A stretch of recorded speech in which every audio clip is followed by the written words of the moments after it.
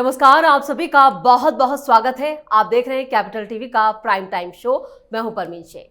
पहलगाम हमले के बाद भारत के एक्शन से पाकिस्तान दहशत में है। पाक पीएम शहबाज शरीफ खौफ में हैं। प्रधानमंत्री मोदी की दहाड़ से पाकिस्तान के हुक्मरानों की पतलून गीली हो चुकी है। डिप्लोमेटिक एक्शन के बाद पाकिस्तान खौफ के साए में है। भारत ने पाकिस्तान को आर्थिक, राजनीतिक और कूटनीतिक चोट दी है। बिहार की धरती से पीएम मोदी ने कड़ा संदेश दे दिया कि अब पाकिस्तान को मिट्टी में मिलाने का वक्त आ चुका है। इसके साथ ही पूरी दुनिया को बता दिया है कि भारत कुछ बड़ा करने वाला है। दुनिया के तमाम बड़े देश भारत के साथ खड़े हैं, जिससे पाकिस्तान अपनी कायराना हरकत से बैकफुट पर है। पाकिस्तान ने इस बीच एनएससी की यानी नेशनल सिक्योरिटी की बैठक भी बुलाई और जवाबी कार्रवाई की बात की है।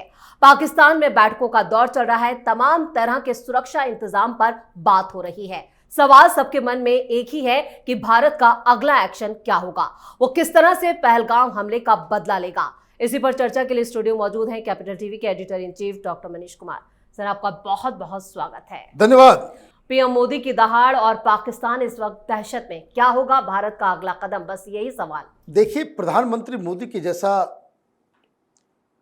स्ट्रेटजी बनाने वाला इस वक्त ग्लोबल पॉलिटिक्स में कोई नहीं है। पहली बात आप समझ लीजिए। और प्रधानमंत्री मोदी अगर कोई बात कहते हैं, आपने बिहार का जिक्र किया, इसलिए मैं दर्शकों को खुल्लम खुल्ला में बता भी दूं।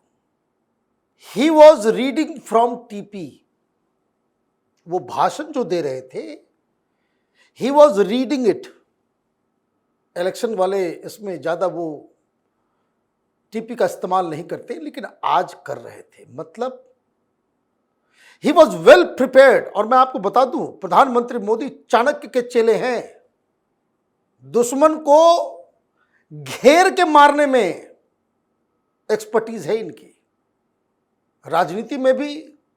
और पाकिस्तान को जिस तरीके से आपने देखा पिछले 10 साल में, वो कहते हैं ना कि बिल्कुल पेट बना दिया, जंजीर डाल दी, और पाकिस्तान कटोरा लेकर के इधर उधर घूम रहा है। कोई एक छटाक पैसा देने के लिए तैयार नहीं। तो खैर, ये सारी चीजें तो अपनी जगह पे है। What did it do today, और क्या आज दिन भर हुआ है, इसको पहले समझ लेंगे, सारी कहानी अपने आप खुल जाएगी। प्रधानमंत्री मोदी सवेरे सवेरे ऐलान करते हैं कि from the land of Bihar I am telling this to the whole world कि this act of terrorism will not go unpunished. 3-4 चीजें उन्होंने कही। उन्होंने कहा कि हम ढूंढ ढूंढ के मारेंगे टेररिस्टों को भी और उनके सहायकों को भी, जो उनको बैक करते हैं। दूसरी चीज उन्होंने कहा, और क्यों कहा, आप बात समझिए कि ग्लोबल ऑडियंस को क्यों कह रहे हैं वो। हम लोग महाभारत और रामायण के धरती के हैं। युद्ध करेंगे तो धर्म हमारे साथ होना चाहिए। हम कोई इलीगल इलेजिटिमेट वॉर नहीं करेंगे। जब भारत कोई एक्शन लेगा, दुनिया कहे कि यह सही है। यही मतलब लेजिटिमेसी, धर्म हमारे साथ होना चाहिए। ये बड़ा आसान काम है कि 4 पाकिस्तानियों को पकड़ के गर्दन काट के खत्म कर दो, नहीं। ये जो उन्होंने कहा कि हम मिट्टी में मिला देंगे, ऐसी भाषा का इस्तेमाल उन्होंने पुलवामा के बाद नहीं किया था।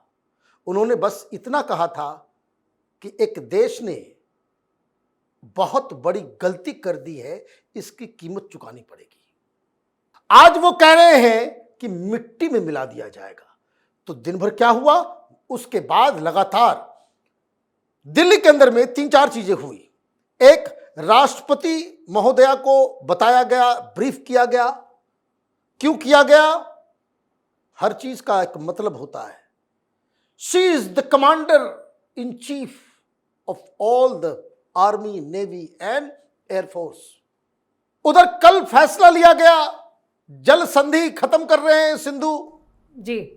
ये न्यूक्लियर बॉम्ब से भी ज्यादा खतरनाक है।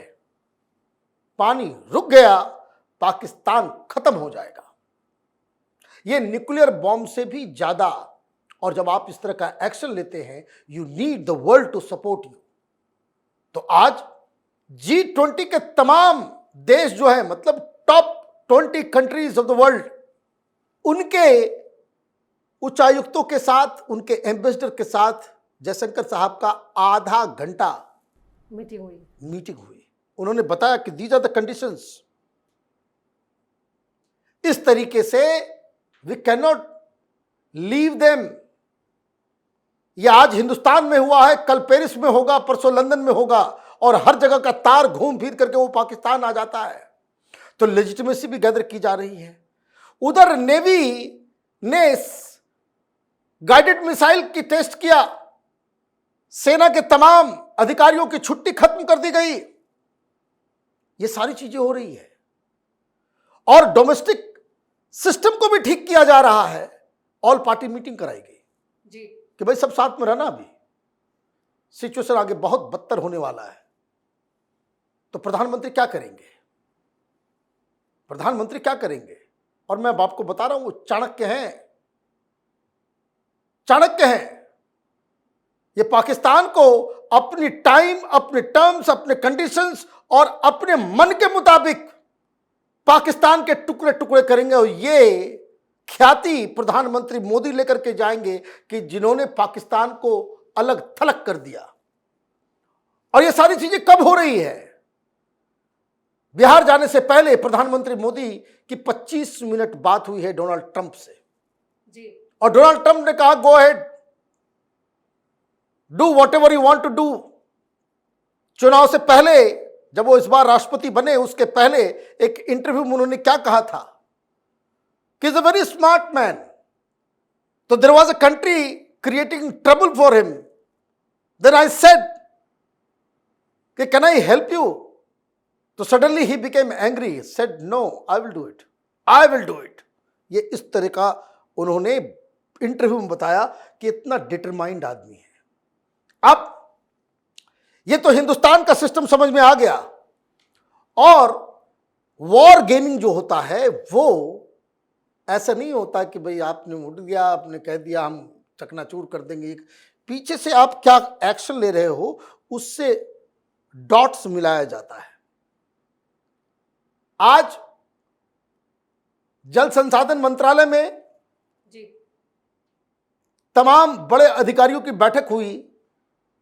यह प्लान बनाया गया कि 1 महीने में कैसे पानी रोक दिया जाए। 1 महीने का मतलब मिड मई, जब पानी की सबसे ज्यादा जरूरत होती है। कैसे? अभी तो डैम नहीं है, लेकिन क्या अलग अलग चैनलों के जरिए उसके पानी को डाइवर्ट किया जा सकता है? तो ये सारी चीजें तो हो रही है, लेकिन मेन कहानी इससे मिसिंग है। क्या है वो? मेन कहानी तो पाकिस्तान से आ रही है। आपने देखा कि पाकिस्तान में भी छटपटाहट, छटपट छटपट कर रहे हैं लोग। क्या करें? और ये बेवकूफ ऐसे हैं कि 4-4 मंत्रियों को डाल दिया। यहां कौन बोल रहा है? यहां प्रधानमंत्री बोल रहे हैं, यहां रक्षा मंत्री बोल रहे हैं। रक्षा मंत्री one of the senior most leader in the party, Rajnath Singh. यहां गृह मंत्री बोल रहे हैं। वहां से कौन बोल रहा है? मीटिंग हुई, इतना बड़ा क्राइसिस आ गया, तो वो जिहादी जनरल जो है मुनीर, उसको बोलना था, उसको मना किया गया कि तुम मत जाओगे। प्रधानमंत्री को बोलना था, वो भी नहीं आया। 4 चिंटू बिंटू को आपने 4 मंत्रियों को आगे कर दिया प्रेस कॉन्फ्रेंस करने के लिए। पाकिस्तान के एग्जिस्टेंस के ऊपर खतरा है और कोई सामने नहीं आ रहा। 4 मंत्रियों को आपने बिठा दिया और वो बेवकूफ हर सेंटेंस के बाद एक बात बता रहे हैं। भाई डिप्लोमेसी का गेम बड़ा आसान है। भाई कनाडा के साथ हुआ, क्या हुआ था? हमने उसके उच्चायुक्त को भगाया, उसने हमारे उच्चायुक्त को पर्सन ऑफ इंटरेस्ट बता दिया। उनको हम लेकर के आए तो फिर यहां से हमने कह दिया कि भाई चटो उठाओ। 20-20 लोगों को बाहर किया, उसने 10 लोगों को बाहर किया। These are called reciprocal action. इसका कोई माने मतलब नहीं है, रिश्तों के ऊपर इसका कोई असर नहीं होता। बस आप जो पहले एक्शन लेता है वो अपनी इंटेंट को बता देता है कि वी आर नॉट हैप्पी। आप ये काम जो है, कोई अमेरिका ये काम नेपाल के साथ करेगा तो नेपाल भी यही काम करेगा, क्योंकि वो रूल है गेम का कि अगर दो देश के बीच इस तरह का कोई डिप्लोमेटिक ये होता है, अमेरिका नाराज हो गया कि नेपाल जो है चाइना के साथ बहुत सट रहा है, तो उसने 4 लोगों को निकाल दिया नेपाल के एम्बेसी से कि भाई हटाओ सब, पर्सोना नॉन ग्राटा बना करके उसको बाहर कर दिया। तो नेपाल भी यही करेगा, अमेरिका के लोगों को 5 बाहर कर देगा, इसमें कोई ये नहीं है। The point is how you do it. आपने क्या किया, ये 4 बंदरों को आपने बिठा दिया मंत्री है पाकिस्तान का, ये कटोरा छाप, ये कौम ही कायर है, ढंग से बोल भी नहीं पाया। वो हर चीज में कह रहा है as a reciprocal action we are also suspending visa, as a reciprocal action I am also closing Wagah border. यही बात कर रहा था ना ये लोग, और धमकी क्या दे दिया, शिमला समझौता। और मैं आपको ध्यान से बता रहा हूं, हिंदुस्तान हारा है देश में बैठे गद्दारों की वजह से। ये शिमला समझौता के बारे में लेकर के बहुत सारे लोग सोशल मीडिया पे, ओ माय गॉड, ये इंडस क्यों किया, क्या हम कर पाएंगे। सब कुछ होगा, सब कुछ होगा। क्यों होगा, क्योंकि जब आप दुनिया को कन्विंस कर पाएंगे कि ये धर्म युद्ध है, धर्म हमारे साथ है, मतलब धर्म नॉट इन लिटरल सेंस कि लेजिटिमेसी हमारे साथ है। महाभारत में पांडव और कौरव में जो फर्क है ना, तो पांडव पांडव ही रहेगा। तो हिंदुस्तान पांडवों की तरह लड़ाई लड़ेगा अपने हक के लिए, धर्म के लिए। तो ये वर्ल्ड को कन्विंस कीजिए और उसके बाद जो करना है कीजिए। पाकिस्तान की सुनता कौन है। लेकिन वहां जो मैंने कहा कि मेन खबर गायब है। मेन खबर यह है कि शहबाज शरीफ ने मिलिट्री जनरल को प्रेस कॉन्फ्रेंस करने से क्यों रोका। दिस इज द टाइम कि पाकिस्तान का कोई लीडर सामने आकर के हीरो बने कि खबरदार इंडिया, मोदी ये जो धमकी दे रहा है उसको हम उड़ा देंगे, ये कर। This was the time. राजनीति करते कौन है, कोई शहबाज शरीफ के ऊपर, घर के ऊपर थोड़ी बम गिरने वाला है।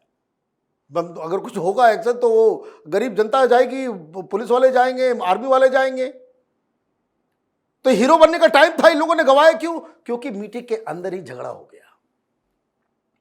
तस्वीर आपने देखी, प्रधानमंत्री ऐसे बैठा हुआ, तो बगल में जगह होती है आर्मी चीफ की। आर्मी चीफ लिटरली वहां पे सब कुछ कंट्रोल करता है। आर्मी चीफ की वहां पे उसको जगह नहीं दिया गया, तीसरी कुर्सी पे दिया गया। इसका मतलब there is a cold war going on within army establishment and the civilian government.